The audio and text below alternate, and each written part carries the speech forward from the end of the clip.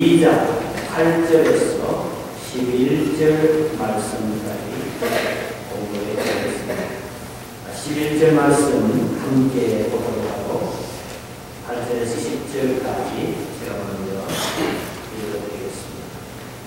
서머나 교회의 사자에게 편지하라. 처음이며 마지막이여 죽었다가 살아나시니가 이러시되 내가 네 환난과 궁핍을 알거니와 실상은 네가 부요한 자며 자칭 유대인이라는 자들의 비방도 알거니와 실상은 유대인이 아니요 사탄의 회당이다. 너는 장차받을 고난을 두려워하지 마라. 볼지어다 마귀가 장차 너희 가운데서 몇 사람을 옥에 던져 시험을 받게 하리니 너희가 10일 동안 환난을 받으리라. 네가 죽도록 충성하라. 그리하면 내가 생명의 멸류로 생명의 관을 내게 주리라. 귀에 익은 자는 성령이 교회들에게 하시는 말씀을 들을지어다. 이기는 자는 둘째 사망의 해를 받지 아니하리라. 아멘. 한국과 카나다가 수교한 지가 60년이 되었습니다. 그만한 오타와에 있는 로렌스 강에서 깊은 행사가 열렸습니다. 한국전쟁 때에 카나다 군인들이 참전했습니다. 그래서 우리나라를 지켜주고 많은 사람들이 우리 민족을 위해서 전사를 했습니다. 그때 그 카나다 군인들이 임진강에서 카나다에서 하키 경기를 했다고 합니다. 바로 그것을 한국 정부가 한카수교 60주년을 기념하면서 이 카나다 군인들을 카나다 정부에 감사하면서 그때에 카나다 군인들이 임진강에서 열었던 그 하키 경기를 회상하면서 오타와 로렌스 강에서 한국팀과 카나다팀이 친선 경기를 했다고 합니다. 아마 우리 카나다 정부에서는 이 일을 매우 보람있게 받아들였을 것 같습니다. 1950년에서 53년만 하더라도 한국은 정말로 가난한 나라였습니다. 그리고 공산화될 수 있는 절대절명의 위기였습니다. 그 한국이 전쟁을 딛고 일어났습니다.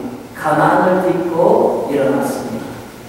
이제 세계에서 10번째, 9번째, 11번째 다투는 그런 경제 대국으로 성장했습니다. 그 한국이 카나다가 100%죠. 카나다 군인들이 젊은이들이 가서 희생한 그 대가를 그 은혜를 잊지 않고 60년이 지난 지금에도 감사하면서 행사를 열고 있습니다. 하나님은 아주 보람있고 감사하게 뜻깊게 받아들일 것 같습니다. 서머나 교회. 서머나 교회가 느끼는 감정은 카나다 정부가 한국 정부에 느끼는 것과 유사한 면이 있습니다. 서머나 교회는 하나님을 위해서, 특별히 그리스도의 복음을 위해서 많은 고난을 겪었습니다. 그 고난 가운데서도 하나님을 위해서 그 고난을 참았습니다. 무수한 고난 가운데서도 하나님 영광을 위해서 살려고 발버둥치고 애쓰고 지녀왔습니다. 어느 날 그 서머나 교회 앞으로 편지가 한 통 배달됐습니다. 그 편지는 예수님께서 사도 요한을 통해서 보낸 편지였습니다. 그 편지에 하나님은 그렇게 쓰셨습니다. 서머나 너희들 교회의 수고를 내가 안다. 너희들이 나를 위하여 받은 고난을 내가 안다. 그렇게 얘기하고 있었습니다. 그리고 그들이 그리스도를 위해서 고난받았던 구체적인 사건들을 다 기록하면서 너희들의 그 수고를 내가 알고, 그리고 그 수고에 대해서 아주 큰 것으로 보상하겠다고 편지를 썼습니다. 스무나 교인들은 그 편지를 받았을 때에 많이 위로가 되었을 것입니다. 그렇지 않습니까? 우리가 누구를 위해서 희생하고 누구를 위해서 고생하고 하지만 그가 진심으로 내 수고를 알아주고 내 고생을 알아줄 때 우리가 위로를 얻지 않습니다. 부모들이 자녀들 낳아서 똥기저귀, 오줌기저귀 갈아가면서 많은 돈을 들여서 교육을 시킵니다. 그 아이 학교에 가서 글을 배워서 어머니 고마워요, 아버지 사랑해요. 그리고 삐뚤삐뚤한 글씨지만 편지 쪽지를 적어서 부모의 손에 배달했을 때에 그 부모가 그 모든 고난과 자식을 키우면서 느끼는 그 힘든 것을 다 잊어버리지 않습니다. 지금 서문화 교회는 주님으로부터 바로 그 위로의 편지, 격려의 편지를 받았던 것입니다. 그러면 우리가 궁금해집니다. 대체 주님이 무슨 편지를 어떻게 썼길래, 또 서문화 교회는 주님을 위하여 어떤 고난을 받았길래 위로를 받았을까 하는 생각입니다. 서문화 교회의 사자에게 편지하라. 이것은 예수님의 제자 요한에게 주님이 주신 말씀입니다. 그래서 요한이 받아서 편지를 써서 서문화 교회에 전달했을 것입니다. 처음이요 마지막이요 죽었다가 살아나시니가 가라사대. 편지를 쓴 사람이 누구인지를 소개하고 있습니다. 어떤 분이 저보고 그래요. 목사님, 알파요 오메가라는 말이 있는데 그게 무슨 뜻입니까? 그게 바로 시작이라는 뜻이고 오메가는 끝이라는 뜻입니다. 그러면 예수님이 시작과 끝이 된다는 것은 창세 세상을 처음 지으신 시작이시고 이 세상이 정말로 마감될 때에도 그분에 의해서 마감되십니다. 그분은 영원한 현재에 계시면서 시간 세계를 창조하시고 다스리시는 전능자요 하나님이시요 영원한 주권자라는 것을 밝히고 있습니다. 그분이 서문화 교회에 대해서 편지를 썼습니다.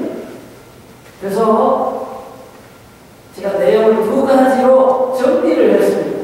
첫째는요, 읽어보셔요. 1.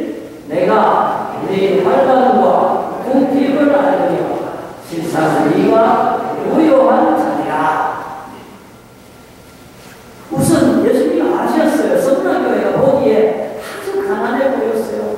대단히 궁핍해 보였어요. 너무 헐벗었어요. 힘들어요. 그런데 전능자원이 하나님이 보실 때에는 아주 부자라 그랬어요. 풍성한 자라 그랬습니다. 여기에서 세상이 평가하는 시각하고 하나님이 평가하는 시각이 다를 수 있다는 것을 보여주고 있습니다. 중요한 것은 하나님이 진리라는 사실입니다. 중요한 것은 그분이 부자라 그러면 부자고 그분이 가난하다 그러면 가난한 거예요. 왜? 그는 영원자시니까. 그는 전지자이시니까.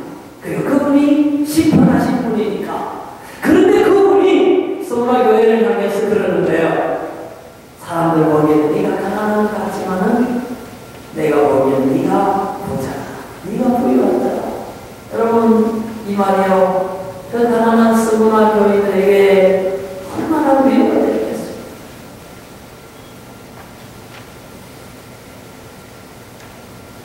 북한에서 하사관으로 있다가 탈북한 여자분이 있습니다. 이름이 이용이라는 분인데 자기는 군대에 있었기 때문에 사람이 굶어 죽었다고 그러면 그럴 때에도 정말 굶어 죽는지 몰랐더만. 왜냐하면 군대에서는 식량을 주고 옷을 주고. 그래도 어느 날 동사무소에서 연락이 왔대요. 너희 아버지 너희 어머니가 굶어서 죽었는데 정말 너희 엄마 아버지가 맞는지 와서 확인하라고 그러는데, 그래서 군대에서 휴가를 내서 집에 와서 보니까 굶어 죽은 사람 시체를 17구를 틀어져다 실어놓고는 이제 땅에 매장하라고 땅을 파놓고는 얼굴 확인하라고 그러는데, 살이 벌벌 떨리고 이 지구상에서 조선 민주주의 인민공화국이 지상 낙원인 줄 알았는데 와보니까 굶어 죽었어. 엄마 아버지와 고등학교 선생님인데 둘 다 굶어 죽었어. 그러고는 살이 벌벌 떨려서 잘 확인 못하니까 뺐다고 해서는 17구를 한 구덩이에 확 그냥 묻어버렸어. 너무너무 기가 막혀서 집에 가보니까 15살 먹은 자기 남동생이 있는데 굶어서 영양실조에 걸려서 일어서지를 못하더라고요. 보기에는 한 7살, 8살 먹은 아이에게 보이지 않더라고요. 그래서 이 지옥 같은 세상, 이 가난한 북한을 천국으로 알고 내가 속아서 이 땅을 떠나야 되겠다. 그러고는 그 동생을 들쳐오고요. 계속 사격훈련, 유격훈련, 체력훈련을 받았으니까 22살 여자 군인인데 가사가는데 그냥 동생을 들쳐내고 중국으로 국경을 건너갔습니다. 그때요 하나님이 참 거기서 선교사를 만나. 그래요는 선교사는 자매 예수님이 당신을 위해서 죽으셨어요. 예수 믿은 세월. 그래서 이 여자는 안 만나면 부모 다 죽고 속아 살아왔으니까, 아니 예수가 누구예요? 왜 누가 말보고 죽으라고 그래서 왜 죽었대요? 그리고 2000년 전에 죽은 사람하고 나하고 뭔 상관이 있어요? 그러면서 선교사를 막 일 없었냐? 이러면서 막 비판하는 거예요. 그런데 그 선교사님이 하면서 예수님이 사회인이 살아가셔요. 사회인에서 죽으셨어요. 그게 마음에 들어오겠어요? 그러다가 중국 공안에 딱 잡히고, 그래서 북송위기에 처했어요. 근데 이 사람은 탈영했잖아요. 현직 군인이 탈영하고 탈북을 했으니까 바로 총살인을 넘어가면. 그런데요, 그 묶인 감옥에서 풀어나올 수가 없어요. 근데 갑자기 그 감옥 벽에 예수님 얼굴이 나타나서 얼굴에 피를 흘리는 그 모습이 너무너무 생생하게 보이는 거예요. 눈을 떠서 감아도 감옥은 더 생생하게 보여요. 그래서 그 선교사님이 자매들을 위해서 죽으신 분이 예수라는 저분이 저렇게 실제로 죽으신 것 같아요. 한걸 깨달으면서 저분이 저렇게 고생을 하고 피를 흘리는데 나 때문에 저렇게 됐다 그러니까 내가 죄를 회개를 해야 되겠다 이런 생각이 들더래요. 그래서 그 구치소 감옥안에서 회개를 하고 내가 예수를 믿는다 그러고 있는데 이제 잡혀가는 저기 가고 이제 북송되는데 다른 사람 어둠이 세우라고 그래서 썼는데 그 이용이라는 사람 공안 당국에 다시 보내라고 했는데 그 사람까지 하나 다시 구하라고 갔더니 공안 최고 당국자가 오더니 너는 어떻게 냈다라고 생기도 듣것 같고 키도 듣것 같고 울고도 듣것 같고 어떻게 죽어냈다라고 너무 듣것 같고 그러면서 내가 너를 살려줄 테니까 도망가라고 중국 사람. 그래서 도망을 가서 예수를 믿고 대한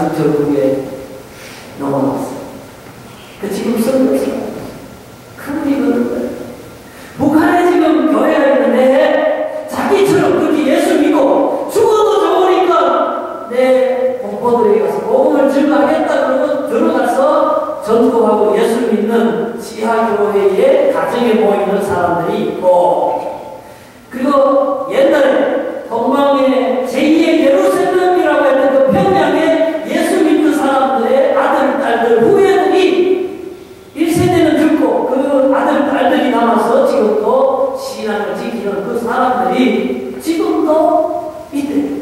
그 중에서는 잡혀서 죽은 사람도 있고, 잡혀서 정치 수용소에 가서 모든 재산 다 뺏기고 모든 자유를 박탈당하고 짐승같이 대우를 받으면서 살아가려면 거기서 기도하면서 거기서 예배하면서 순교하면서 신앙을 지키는 그 가난한 사람들, 그 핍박받는 지하에 교인들이 있다는 거예요.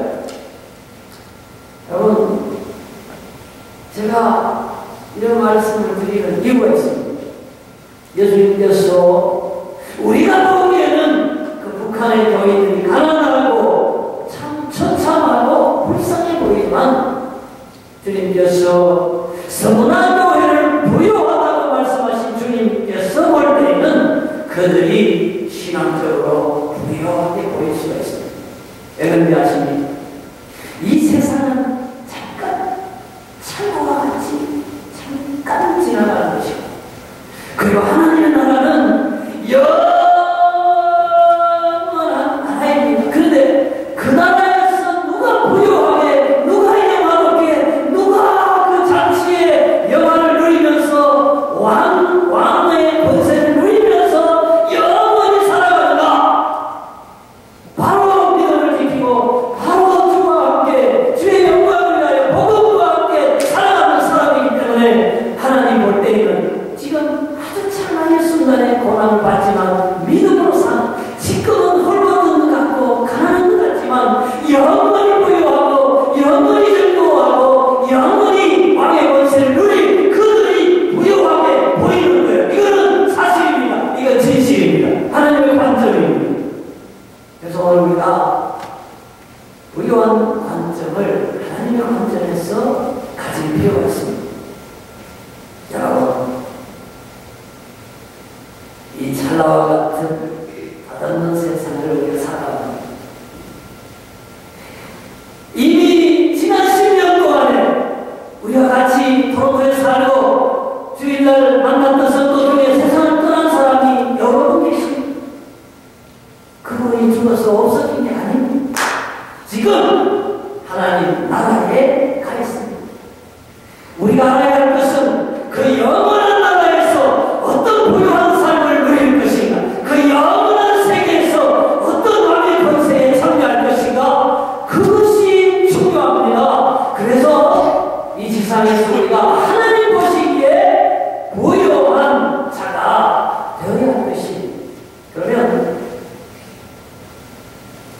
왜 그들이 그러면 건강하게 됐는가? 무엇이 주님 보시기에 부유한 점이었었는가? 그런 얘기들을 하겠습니다. 그 당시 그 로마에서는 황제가 왕이기도 하면서 동시에 여러 현현한 신들 가운데 하나의 신입니다. 그래서 로마의 황제를 거부할 수가 없는 거예요. 왜? 신이니까, 동시에 왕이니까. 그의 말이고 법이고 그의 말 한마디에 다 죽일 수도 있고 살릴 수도 있었습니다. 그런데 기독교인들은 하나님 외에는 어떤 것도 신으로 여기지는 않습니다. 그래서 황제를 왕으로는 숭배하지만은 신으로는 기독교인이 숭배하지 않았습니다. 그래서 로마 황제가 보니까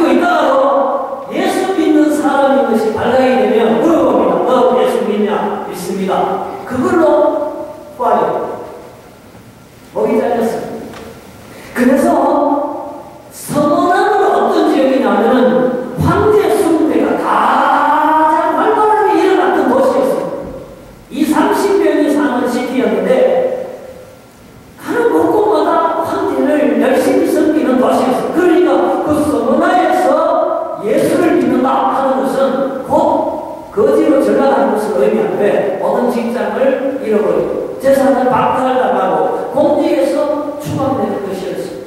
그래서 예수님 오실 때에 실제로 가난한 세상적인 눈을 볼 때는 가난하고 벌겋고 궁핍했습니다. 바로 그 사람을 향해서 네가 부요한 자냐. 여러분 라오디게아 교회는 정반대였어요. 굉장히 부요한 자라고 그랬어요. 부자라고 그랬어요. 아쉬울 것이 없다고 그랬어요. 그런데 실상은 네가 가난한 자다. 네가 돈 벌고 네가 헐벗은 것을 알지 못하는 거다. 사지도 않고 뜨겁지도 않아서 쓸모가 없구나. 그러면서 가장 심한 책망을 받은 교회가 라오디게아 교회입니다.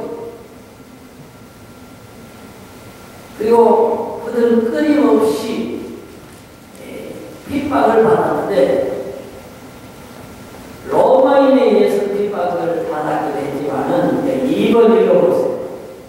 누구에게 받았어요? 시작. 자칭 유대인이라 하는 자들의 비방도 하거니와 실상은 유대인이 아니요 사탄의 배당이라.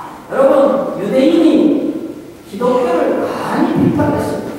예수를 누가 죽였습니까? 유대인이 죽였습니다. 로마 군인의 힘을 빌어서 유대인이 죽였습니다. 초대교회를 사도들을 목을 잘랐어요. 유대인이 그랬어요.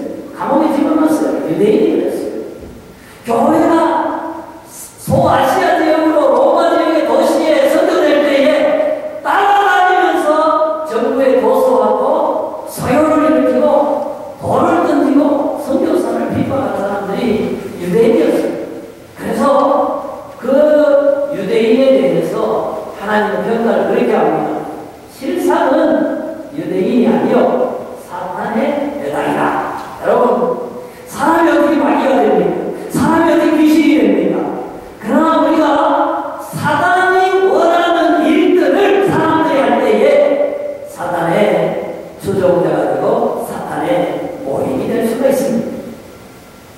그래서 우리가 항상 분별력을 가져야 됩니다. 이 사람이 하나님께 속한 사람입니다. 이 사람이 어두움에 사단의 영에 속한 사람입니다. 이 사람이 하나님이 기뻐하시는 일들을 하는 사람인가? 하나님이 싫어하는, 마귀가 좋아하는 어두움의 일에 속하는 사람인가? 우리는 그런 관점으로 우리 사람을 분별할 수가 있습니다. 하나님은 그렇게 말씀하고 있습니다. 요즘 그 예수 믿는 유대인들 가운데 그 메시아닉 주 가운데 그런 얘기를 해요. 왜 유대인들이 교회를 잘 안 다니려고 하느냐? 교회가 지난 역사 속에서 유대인들을 많이 핍박하고 죽였기 때문에 그 2차 대전 때 600만 죽은 것도 그 게르만 민족 때문에 죽은 것도 있지만은 교회가 평소에 유대인들을 핍박했기 때문에 그런 피해의식이 있어서 유대인들이 예수를 잘 안 믿으려고 하다. 그렇게 말을 해요. 일면 맞습니다. 그런데 그 핍박은 자기들이 자초한 것이 왜? 예수를 죽였고 예수의 처음 교회를 말살하려 했고 예수의 사도들을 죽였고 선교를 핍박했고 세워진 모든 선교지 교회마다 방해했기 때문에 그들이 사단의 역할을 했기 때문에 하나님이 징벌을 하셔서 그렇게 된 면이 있는 것입니다. 그런데 서문화 교회는 바로 그러한 유대인의 모진 핍박 가운데, 사단의 핍박 가운데서도 끝까지 신앙을 지켰습니다. 그랬더니 우리 하나님께서 크게 칭찬하시면서 그들이 바로 부유한 점이다. 신앙에 있어서 훌륭한 점이다. 이렇게 얘기를 하시면서 그러는 거예요. 앞으로도 고난을 좀 더 받는다. 그러나 그 고난은 오래가는 고난은 아니다. 심지어는 감옥에도 들어가는 사람이 있다. 마귀가 너희 가운데 몇 사람을 감옥에 집어넣는다. 그래도 두려워하지 마라. 끝까지 충성해라. 어디까지? 여기 보면 좀 무서운 말이 있어요. 한번 읽어보셔요. 시작. 네가 죽도록 충성하라. 그리하면 1. 내가 생명의 관을 네게 주리라. 근데요, 이 말씀을요, 성령이 교회들에게 하시는 말씀이라고 했어요. 성문학교회 1차적으로 좋지만 교회들에게 하신 말씀, 오늘 우리 갈릴리에 오늘 예배에서 이 말씀을 듣는 우리들에게 또 해당되는 말씀이라고 했어요. 여러분, 그냥 충성하지. 우리가 목숨까지 바쳐가면서 충성할 일이 뭐가 있겠어요? 죽으면 끝난다고 생각하면 그렇잖아요. 근데 그게 아니에요.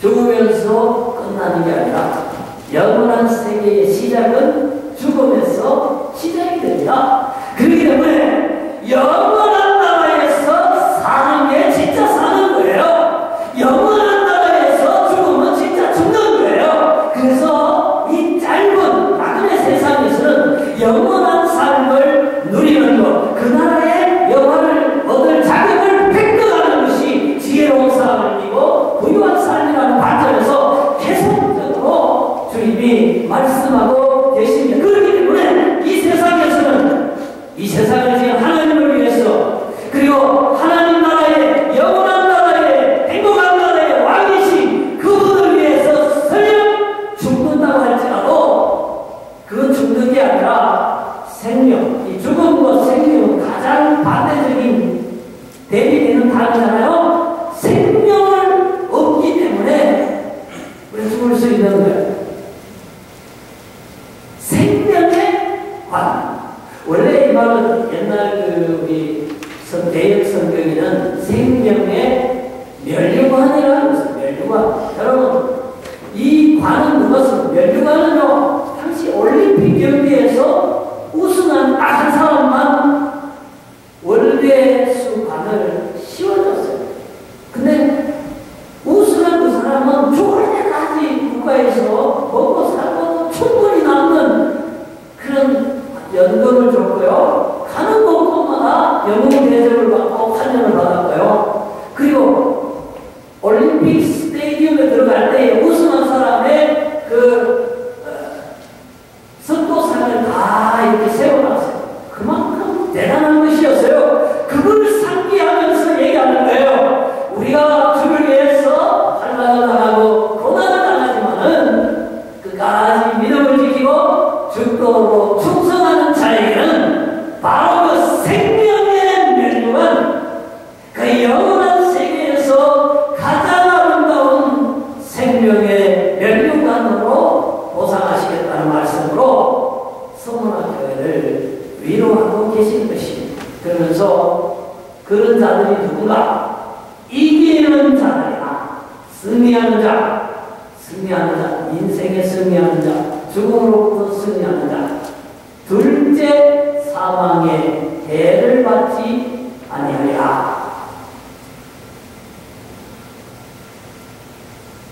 우리가 어머니가 속에 있을 때에 이 지구상의 삶에 대해서 모릅니다. 아이들이 몰라요. 그러나 280일 지내고 나면은 세상에 태어납니다.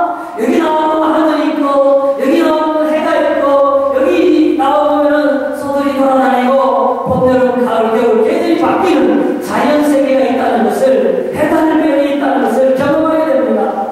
여러분 마찬가지입니다. 이 세상이 끝나면 다음 세계로 넘어갑니다. 그게 바로 영원의 세계입니다. 영원의 세계입니다. 그 세계는 두 세계가 있다고 성경이 얘기합니다. 하나는 사망과 마귀와 불못에 고통받는 세계가 있고 실제하고, 그 다음에 하나님이 계시고 영원하고 생명이 있고 의롭고 생명 남은 강가가 아름다운 그 하나님의 나라가 주어진다고 했어요. 근데 하나님을 위해서 고난받고 믿음을 지킨 부유한 사람들이 가는 것은 사망의 나라가 아니라 생명의 나라, 하나님의 나라를 선물로 받는다는 얘기를 하고 있습니다. 여러분, 이것이 바로 우리가 좋은 일은 힘듭니다. 선한 일은 어려움이 나릅니다. 특별히 주님을 위해서 산다는 것, 시간적으로 물질적으로 많은 희생을 요구합니다. 적어도 생명의 면류관, 의의 면류관, 열국을 다스리는 권세, 이런 레벨에 올라가려면 많은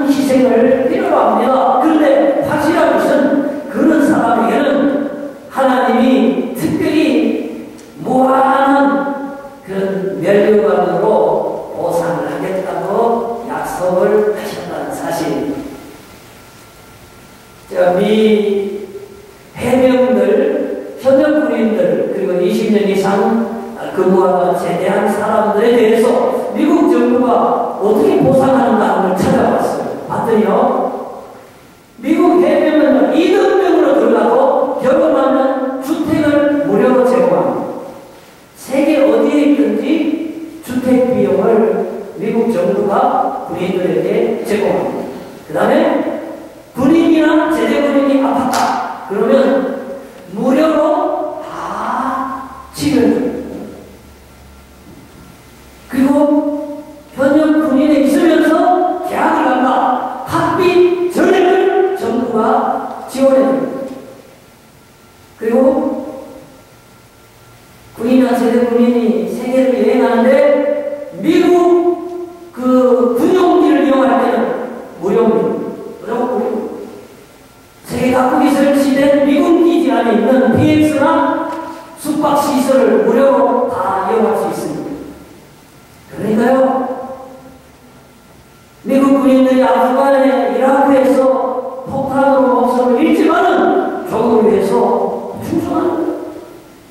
근데 한번 이라크 전쟁에서 병사 하나가 적군 가운데 하나 떨어졌어요. 온 군대를 보내서 그 한 명을 구출해서 데리고 왔어요. 정부가. 그러니까 그 정부를 신뢰하고 군인들이 목숨 바쳐 나라를 싸우는 거예요. 여러분, 하나님은 미국보다 더 의리가 있는 거예요. 하나님 미국 정부가 군인에게 해줄 수 있는 것보다 훨씬 많은 능력으로 그의 교회와 그의 복음과 그의 나라를 위해서 사는 사람들을 보살할 마음과 능력과 신뢰성과 라는 은혜를 베풀 준비가 되어 있다 하는 것을 성경을 통해서 말씀하고 있습니다.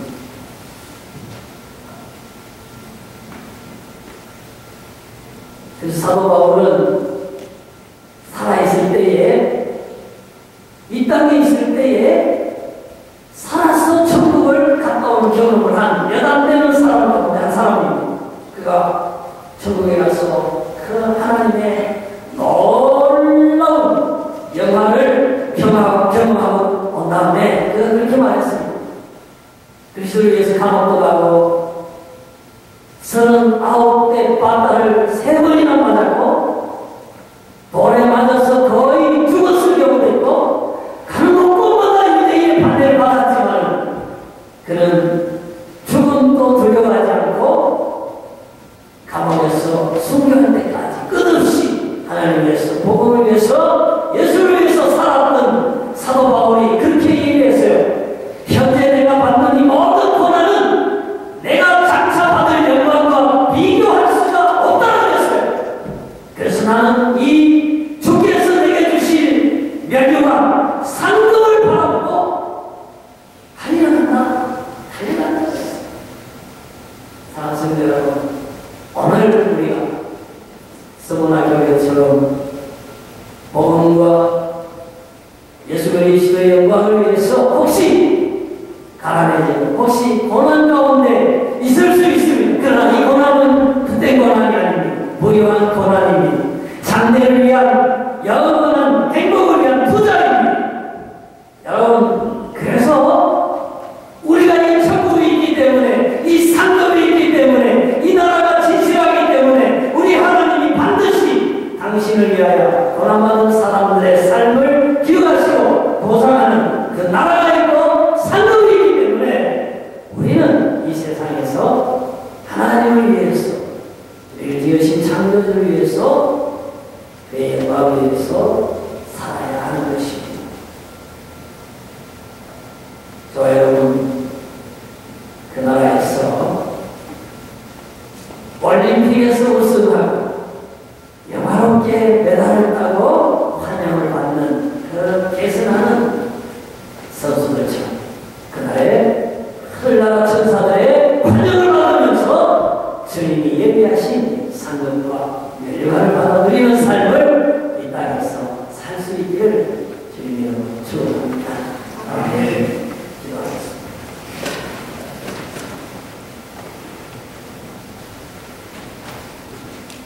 하나님, 우리가 이 세상에 살지만 영원한 세계를 보는 눈을 허락해 주시기를 원합니다. 하나님, 우리가 이 땅에 살지만 세상 사람들의 기준으로 나를 평가하지 않게 하시고 영원한 관점에서 진리가 되시는 하나님의 관점에서 우리를 바라볼 수 있도록 축복해 주시기를 원합니다. 하나님이여, 때로는 우리가 세상에서 주님을 위하여 고난을 당한다 할지라도, 가난에 진다고 할지라도 하나님이여 영원히 행복해지고 영원히 존경을 받고 영원히 정말 주님의 위로를 받는 길을 선택하는 지혜로운 삶이 되게 하여 주시옵소서. 하나님이여, 오늘 우리가 서문화교회를 바라보면서 우리의 신앙을 다시 돌아보기로 합니다. 교회들에게 주시는, 우리 교회에 주시는, 나에게 주시는 말씀으로 알고 받아들이기를 원합니다. 그리하여 우리가 정말 이 세상에서 안락하게 편안하게 잘 살려고 하다가 그 나라, 하나님의 나라에서 초라해지는 부끄러운 구원만 얻는 그런 미련한 삶이 되지 않게 하시고 이 땅에서 다음의 영원한 세계를 준비하는 아름다운 삶, 지혜로운 삶, 의로운 삶, 주님과 함께하는 복된 삶이 되게 하여 주시옵소서. 그래서 사도 바울이 감옥에 있으면서도 기뻐하고 소망을 가졌던 그 영원한 세계관을 가지고 우리도 기뻐하면서 선을 행하면서 하나님과 동행하는 많은 생명을 구원하는 하나님의 교회와 진리와 함께 우리의 삶을 살아나가는 그러한 신앙이 되게 하여 주시옵소서. 예수님 이름으로 기도하옵나이다.